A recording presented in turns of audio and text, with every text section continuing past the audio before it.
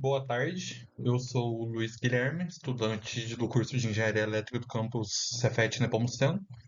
Esse vai ser o segundo seminário da disciplina de Sistemas Elétricos de Potência do tema Proteção de Sistemas de Distribuição e Barramento. Hoje eu vou apresentar os principais métodos de proteção utilizados no sistema de distribuição e no barramento e enfatizar principalmente a importância de cada dispositivo para garantir a continuidade e a confiabilidade do fornecimento de energia. Os objetivos, então, é destacar as aplicações dos fusíveis, dos disjuntores e dos religadores, abordar os diferentes tipos de proteção dos barramentos e da proteção diferencial, e apresentar cada método de proteção do sistema de distribuição também, sempre focando na segurança, na confiabilidade e na seletividade de todo o processo, já que é um sistema bem complexo que precisa de ter esse cuidado. Começando pelas chaves fusíveis, ele é um dispositivo simples, barato e muito simples de se utilizar. Então, por causa disso, ele vai ser principalmente usado lá na área rural, onde basicamente ele contém um elo fusível que derrete quando a corrente ultrapassa valores definidos pela curva de tempo pela corrente, onde o elo sozinho não extingue o arco. Então, por isso, o tubo desionizante que tem nesse fusível vai produzir gases que sufocam o arco elétrico e corta completamente a corrente. Esses fusíveis vão ter três tipos. O tipo H, que ele é lento, portanto, ele não vai ativar instantaneamente assim que tiver uma corrente muito alta. Por isso, ele é muito usado principalmente nos primários dos transformadores, porque resiste à corrente de inrush. A gente vai ter o tipo K, que ele é mais rápido. Ele vai usar principalmente nos trechos finais do sistema de distribuição, porque assim que tiver uma corrente alta demais, algo tem que parar essa corrente. Então, o fusível tipo K vai agir instantaneamente para fazer isso. E o tipo T, ele é um lento gradual, que ele vai ser usado bem mais especificamente, principalmente em alimentadores, porque ele é muito mais complexo do que os outros. Então é muito importante você dimensionar o elo e usar o correto para a aplicação que você precisa. Falando um pouco da proteção nos transformadores agora, a gente vai ter os fusíveis que vão atuar para curtos no secundário, não atuam no primário de novo, porque tem a corrente de inrush, que vai ser uma corrente até 10 vezes maior do que a corrente nominal. Por causa disso, se o fusível fosse aplicar assim, tivesse uma corrente alta, ele aplicaria toda vez que você ligaria o transformador. Então você só vai ter esses fusíveis para atuar nos curtos do secundário e nas falhas internas. E você precisa coordenar que esses fusíveis funcionem com os disjuntores, porque senão você pode ter problemas com o seu sistema de proteção. Agora, para proteção de redes aéreas, a gente vai ter que dimensionar os nossos fusíveis para considerar que a carga cresça bastante ao longo do tempo.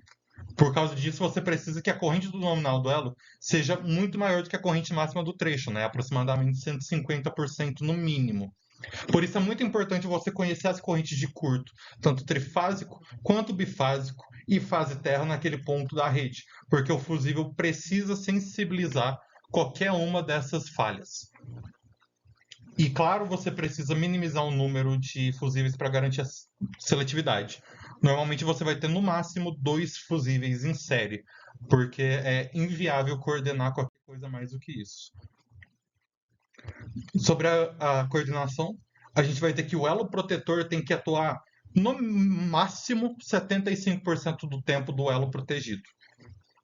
E você, como eu disse, só pode ter no máximo 2 fusíveis em série. Qualquer coisa mais do que isso é completamente inviável.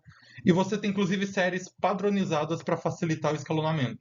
Eu não coloquei aqui, mas é séries de 6, 10, 15, 25 e 65 amperes. E quando a coordenação não é possível, tem que se priorizar a proteção do alimentador em vez do ramal. Agora, falando um pouco dos disjuntores, a função dele é proteger o alimentador inteiro na saída da subestação. Ele vai ser normalmente comandado por relés digitais, que são muito mais precisos, mais confiáveis, mais complexos e pode proteger essa parte mais complexa do sistema de distribuição melhor. Por causa disso, você precisa que esses disjuntores sejam capazes de suportar curtos e sobrecargas. E esses relés vão ter dois tipos principais: os relés temporizados e os relés instantâneos. Os relés temporizados vão servir para garantir a seletividade com outros dispositivos e não ter um certo entrelaço que pode causar falhas no próprio sistema de proteção. Além dele, a gente também vai ter o relé instantâneo, que ele vai atuar quase que instantaneamente para qualquer tipo de falta próxima. Então, ele pode ser usado para coordenar com fusíveis, com um certo intervalo definido entre eles. Mas é muito importante que ele não atue durante a magnetização de transformadores, porque isso vai ativar ele instantaneamente também. Para coordenar disjuntores com fusíveis, a curva do disjuntor tem que estar sempre acima da curva dos fusíveis, com afastamento de pelo menos 0,2 segundos para garantir a seletividade, que os dois não ativem por causa de si mesmos ou ao mesmo tempo. Por causa disso, o disjuntor vai funcionar como uma retaguarda, enquanto o fusível vai ser a proteção primária. O disjuntor está ali para ativar caso o fusível falhe. Falando um pouco dos religadores agora, o que eles fazem é que eles abrem o circuito caso tenha alguma falha e eles tentam fechar automaticamente, porque muitas dessas vezes as falhas se resolvem sozinhas só por cortar o circuito. Elas são falhas transitórias, né, causadas por N motivos. Pode ser galhos que caem na linha de transmissão, pode ser alguma descarga atmosférica que derruba o disjuntor, qualquer coisa desse tipo. Por causa disso, é muito importante ter um religador para garantir que, caso seja uma falha transitória, você tenha o seu sistema funcionando imediatamente depois. Ele é aplicado não só nas áreas rurais, mas também nas próprias cidades.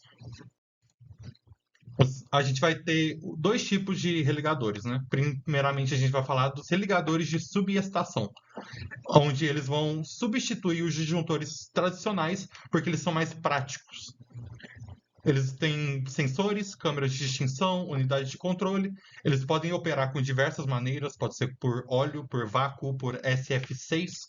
E eles têm que ser coordenados com os fusíveis e com os outros equipamentos ajusantes para garantir o bom funcionamento do seu sistema de proteção. Agora, falando um pouco dos religadores de distribuição, eles são usados em alimentadores que são bem mais longos, ou seja, em áreas rurais ou em ramais mais importantes. Isso ocorre porque as correntes de curto elas ficam muito baixas e o disjuntor da subestação não vai detectar esse tipo de curto. Então você precisa ter esses religadores nos postes, porque isso permite que você secciona a rede melhor e você acaba aumentando a seletividade, podendo ativar apenas o que é necessário. Falando um pouco da coordenação entre religadores, o religador ajusante tem que atuar primeiro e as curvas entre os religadores não podem se cruzar. A instantânea do montante tem que ser ajustada acima das correntes do jusante. Agora, falando um pouco da proteção de barramento, a gente tem que proteger o barramento porque ele é extremamente importante para todo o sistema. Dele vai sair os alimentadores, as linhas, os transformadores e quase que tudo que está ligado na sua linha de transmissão. E por causa disso, uma falta no barramento vai ser extremamente severo. Você vai ter correntes extremamente elevadas entrando em lugares que ela não poderia entrar de forma alguma. Você vai ter riscos de dano gravíssimo. Você vai ter desligamento da subestação inteira. Então é muito importante que você proteja o barramento com equipamento de ponta e qualificado para esse processo. Alguns do tipo de causas típicas de falhas e barramentos, eu trouxe aqui só por curiosidade. Pode ser flashover por causa de umidade, pode ser falha de isoladores que já estão muito velhos, pode ser sobretensões atmosféricas. Então, coisas realmente simples pode causar falhas extremamente graves. Então, é muito importante ter um sistema robusto de proteção para esse barramento. Falando agora da proteção diferencial, ele vai comparar as correntes que entram no barramento com as correntes que saem do barramento. E caso detecte qualquer tipo de falta, ele vai atuar quase que instantaneamente, em menos de 15 milissegundos. Por causa disso, ele precisa de testes dedicados e supervisão. Vai ter vários tipos de proteção diferenciais diferentes. Vai ter a monofásica, que ela vai usar os relés mais convencionais, e ela é muito boa para sistemas pequenos, porque ele é simples e eficaz.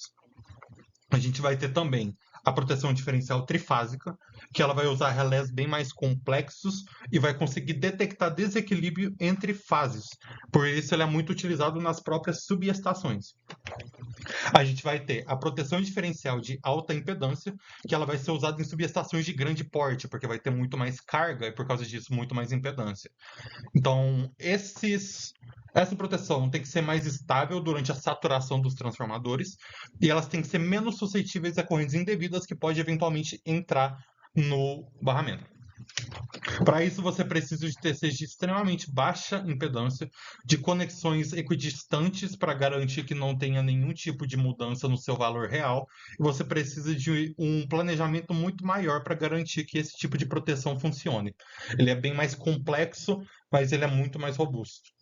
E por fim, a gente vai ter a proteção diferencial com acopladores, onde ele tem um uso muito mais restrito, vai ser usado quase que exclusivamente só para proteção diferencial, esses acopladores lineares, porque o secundário vai funcionar quase como uma bobina de tensão.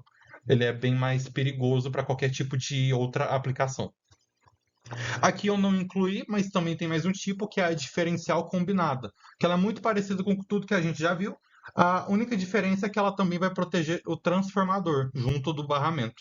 E ela é uma solução muito mais econômica para subestações mais pequenas. O maior problema desse tipo de proteção diferencial é que qualquer falha vai derrubar a subestação inteira. Então, pode não ser tão vantajoso dependendo do tamanho da subestação e de quantos clientes essa subestação tem. Para concluir, só é importante frisar que esses sistemas de distribuição e de barramento exigem essa proteção bem mais seletiva, bem mais complexa e bem mais coordenada, porque qualquer falha realmente pode causar danos gravíssimos. E só para passar por cima de tudo que a gente falou, nós vamos usar para essa proteção os fusíveis, que vai ser uma proteção mais local, utilizada por ser mais eficaz e mais barato, só em trechos mais simples. Os disjuntores e os religadores vão ser usados mais para a proteção central do alimentador e para aumentar a continuidade do sistema, garantir que o sistema não fique caído por muito tempo. E por fim, a proteção diferencial vai ser usada para a segurança do barramento. Isso é tudo que eu preparei para esse seminário de hoje. Obrigado por ter assistido.